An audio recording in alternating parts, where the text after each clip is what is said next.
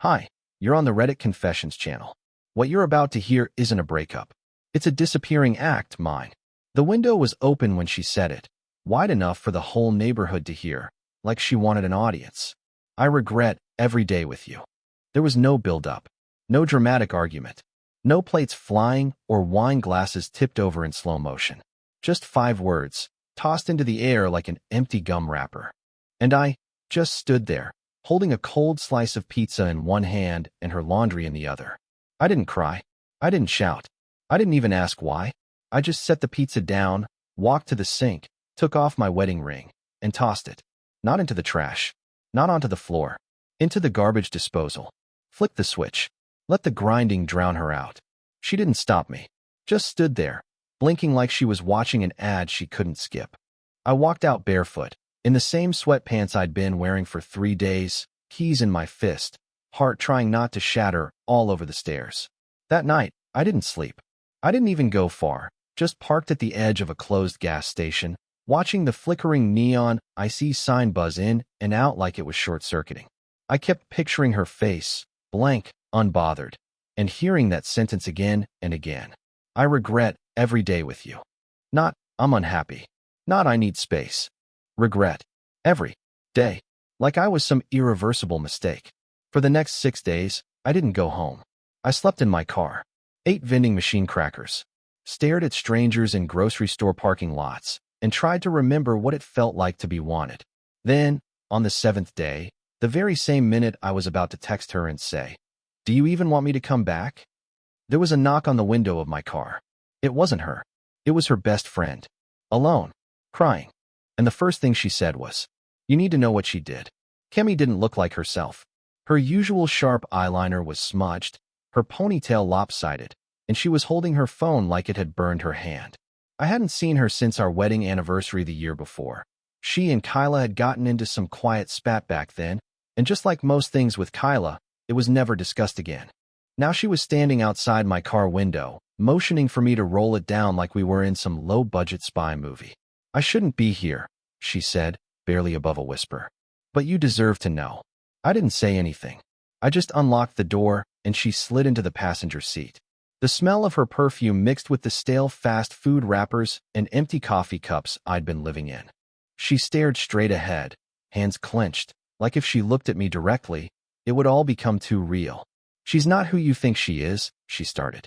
"And she hasn't been for a while." I laughed bitterly. Yeah, I got that memo when she said she regretted every day with me. But Kemi didn't laugh. She handed me her phone, opened to a photo. It took a second for my eyes to adjust, but then it hit me.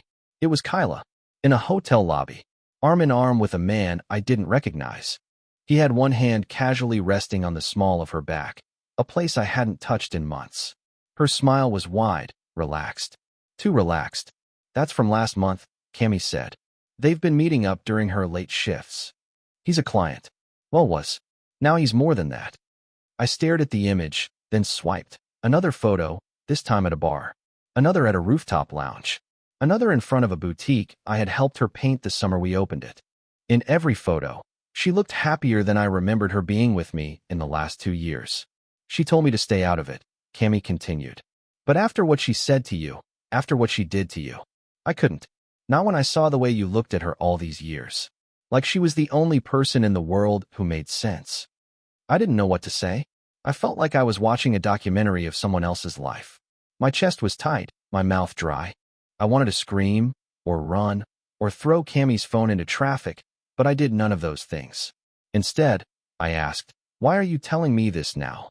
She hesitated, then finally looked me in the eyes. "Because she's planning to leave. Fully leave.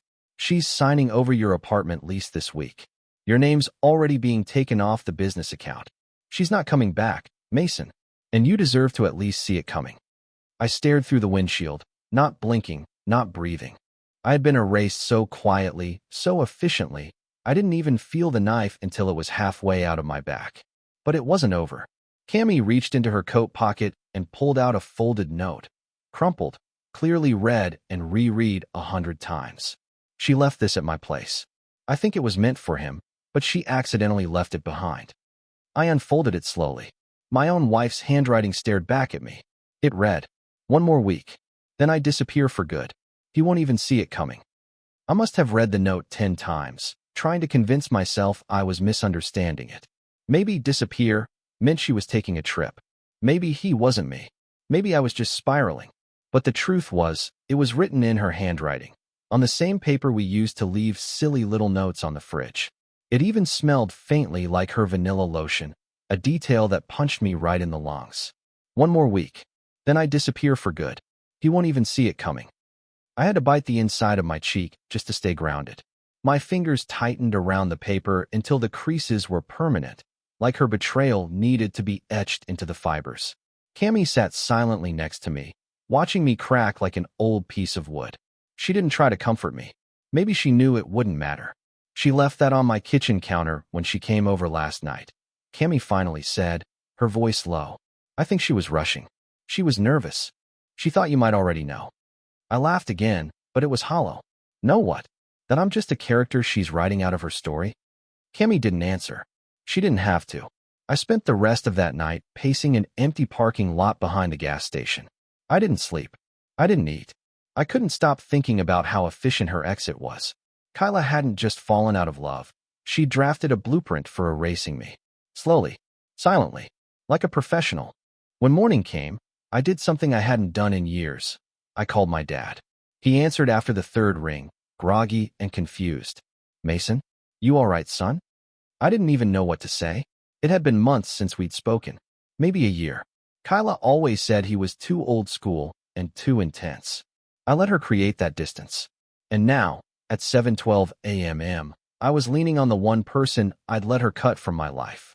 I think she's leaving me, I whispered. He was silent for a beat. What makes you think that? She wrote it down. That's when I cracked. Right there, in the front seat of my dusty car, in the middle of a foggy morning, I wept into the speaker like a child. I told him everything. The photos, the letter, the silence, the plan I was never supposed to see. I didn't hold back, and he didn't interrupt. He just listened. When I was done, he said something that stuck with me. She may be planning her escape, son, but that don't mean you can't plan yours. At first, I didn't understand. But then it hit me. I had 1 week. 1 week before she vanished, before I was deleted from the story like I'd never existed. And if that was the time she gave me, then I'd use it. Not for revenge, not for theatrics, but to reclaim every part of me she had quietly stolen. My peace, my pride, my future.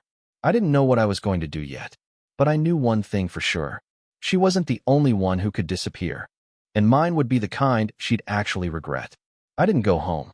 Not really.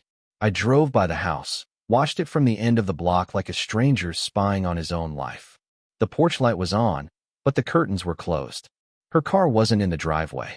There were no deliveries, no movement, just that weird silence that sits over a place when something inside is rotting. I didn't belong there anymore. I was just a ghost still clinging to the memory of walls that no longer knew my name. But the thing about ghosts is they see everything. The next morning, I made a list. Not the dramatic kind you see in movies. No fiery revenge or dramatic confrontations. Mine was a list of the things she took from me that she didn't even realize she took. My login to our joint streaming account. The camping gear I paid for, but she kept because it didn't fit in my car. The custom ring box I carved with her initials. The espresso machine her new boyfriend probably used now while I drank burnt gas station coffee. My name on the lease. My access to the business I helped her start. All small things, but together, they were the bones of my life. So I started taking them back.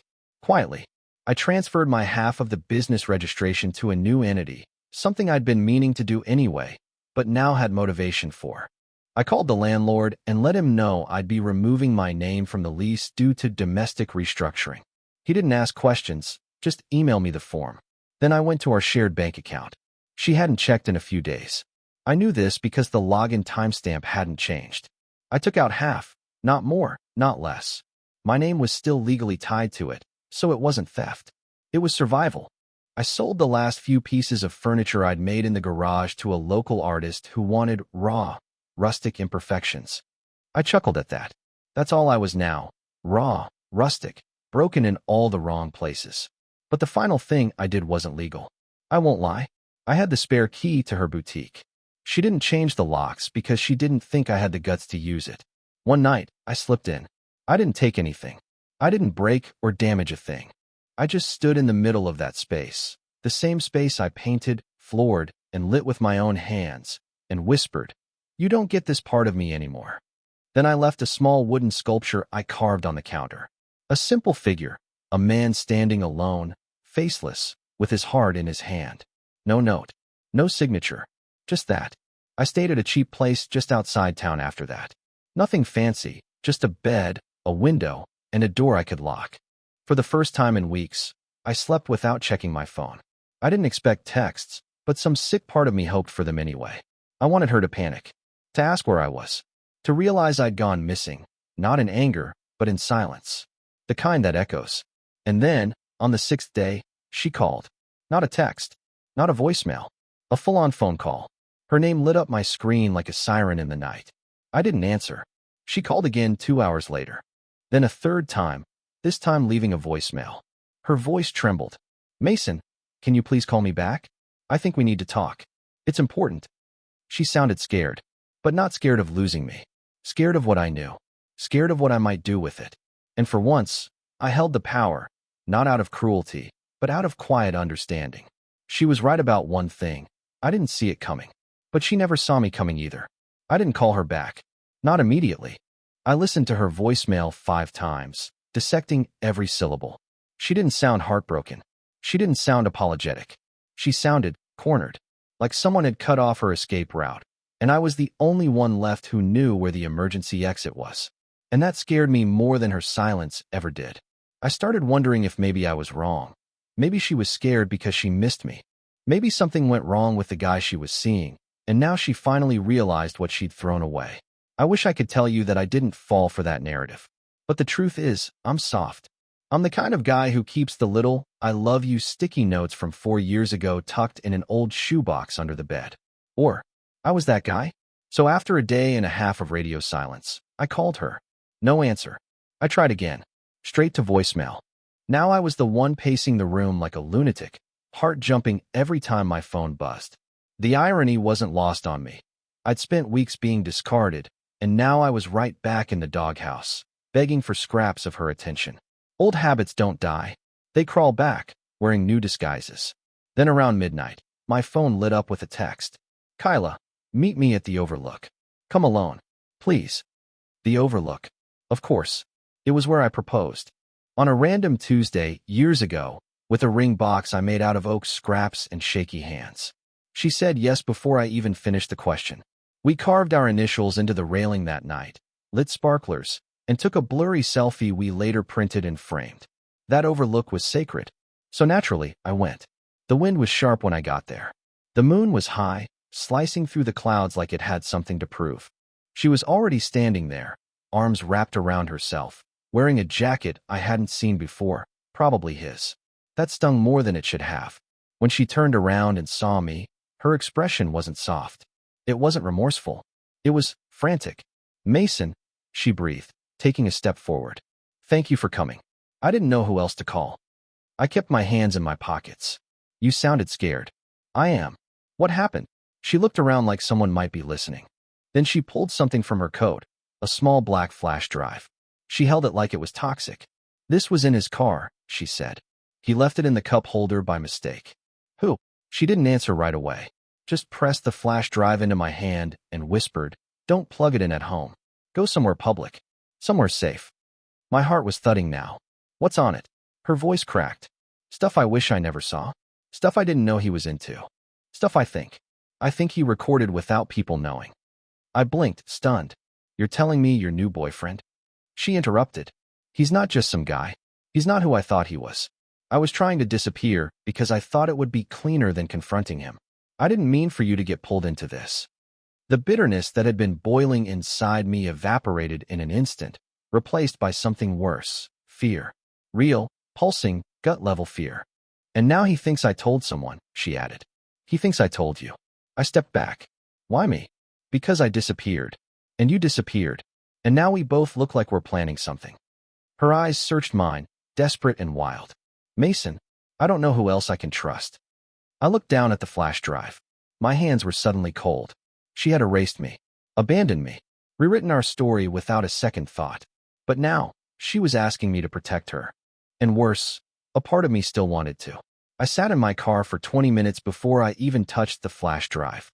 It sat on the passenger seat like a loaded weapon, humming silently with whatever secrets it carried. I kept glancing at it, half expecting it to burst into flames or whisper my name. Kyla hadn't said a word after handing it to me, just turned around and disappeared into the dark like she was being watched. I didn't go home. I couldn't risk it. Instead, I drove across town to a 24-hour public library. The place was empty except for a janitor humming something off-key near the vending machines. I picked a computer in the far back corner, tucked away between rows of outdated encyclopedias and dusty National Geographics. If this thing carried what I thought it did, I wanted to be as far from my name and IP address as possible. When I finally plugged the drive in, it blinked once and mounted. No passwords, no encryption, just one folder. It was labeled, in all lowercase letters, do_not_open. I clicked it anyway. Inside were 6 video files, all dated over the last 4 months. I opened the first one, bracing myself for something illegal, something violent, something I couldn't unsee. Instead, it started innocently enough. A shaky camera feed from what looked like a dressing room. A woman, not Kyla, was trying on a jacket, humming to herself. She clearly didn't know she was being recorded. My stomach dropped. I skipped to the second file. Same setup. Different woman. Different store. Then another. And another. All different locations. Different women. Same hidden camera angle. I felt sick.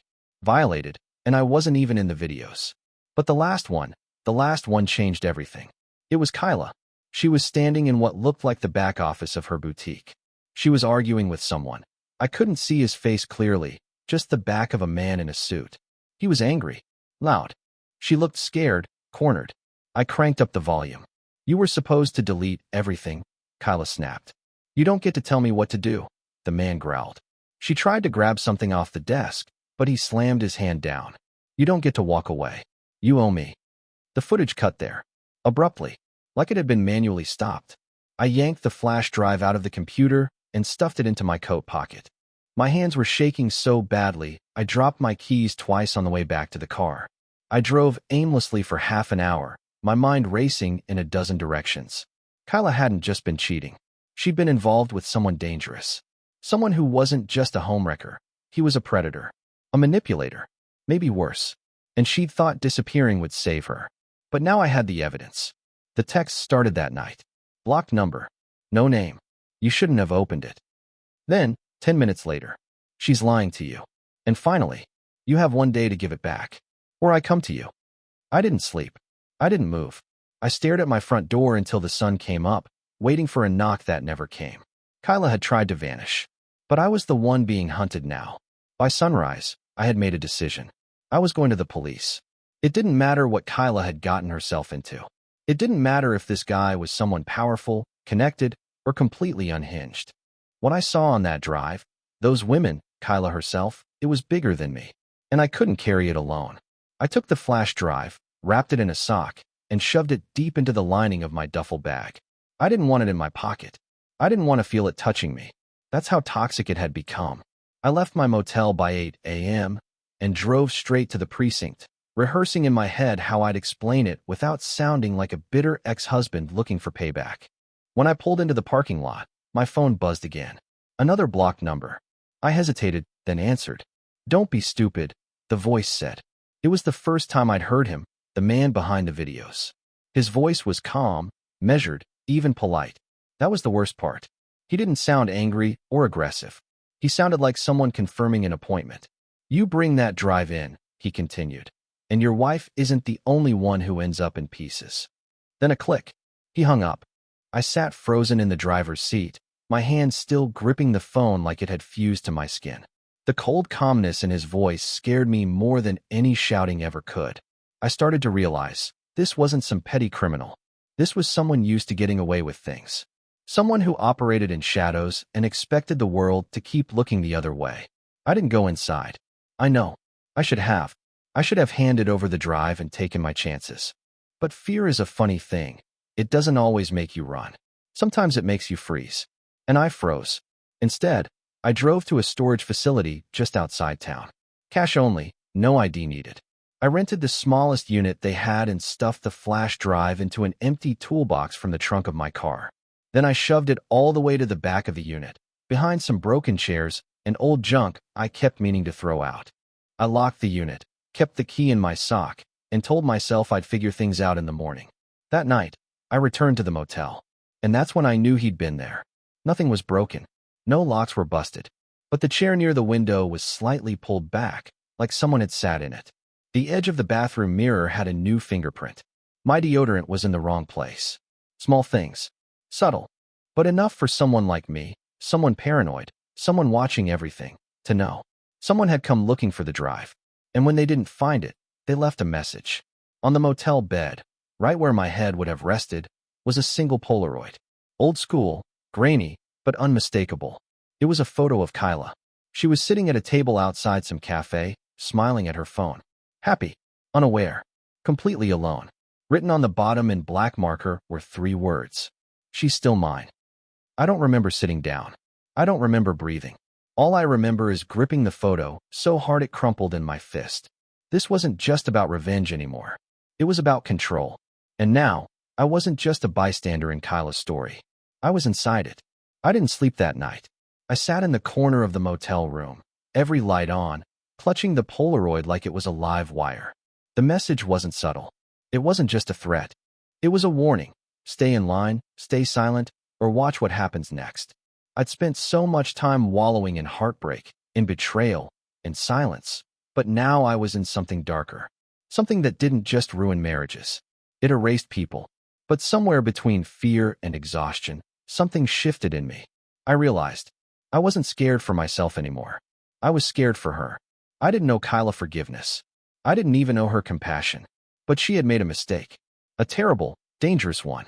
And if I really wanted to walk away from all of this and live, I couldn't do it knowing I left someone behind. Even someone who broke me. So the next morning, I made 3 copies of the flash drive.